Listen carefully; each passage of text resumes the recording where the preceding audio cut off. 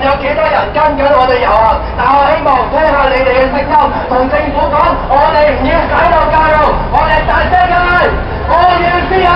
我要思考，不要洗腦，不要洗腦，改變企業中學，改變企業中學，表達人民訴求，表達人民訴求，必須洗腦教育。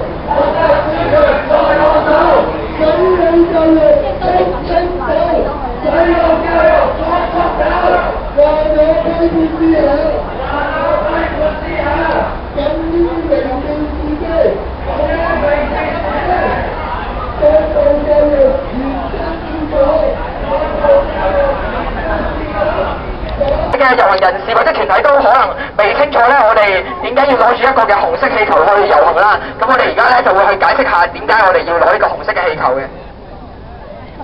好啦，咁咧各位遊行人士手上咧都有個紅色氣球嘅話咧，其實我哋係想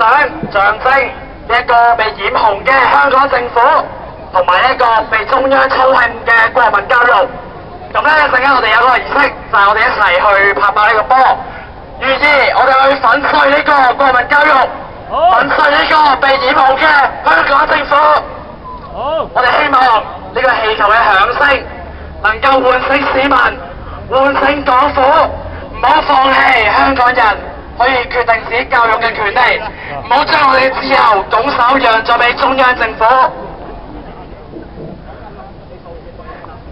我哋歡迎各位，如果有多嘅市民咧，可以嚟到我哋呢一邊咧，一齊去踩爆歌或者等等嘅，請各位有多嘅市民可以。有多嘅市民出嚟我哋呢一度，我哋一齊去踩爆個氣球，以示我哋粉碎呢個被染紅嘅腦筋同埋被染紅嘅教育。即使喺屋企人聽唔到呢啲氣球爆嘅聲，但我相信各位傳媒帶出嚟嘅傳媒，我哋仍然可以俾各位市民知道，我哋唔要洗腦教育。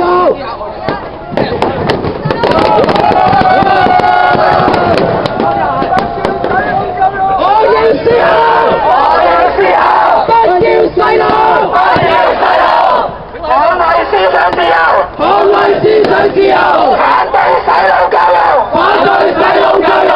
好，我哋批判思考，還我批判思考，敢於明辨是非，敢於明辨是非。好，咁我哋而家咧就會有一個小型嘅集會時間，我哋咧就歡迎。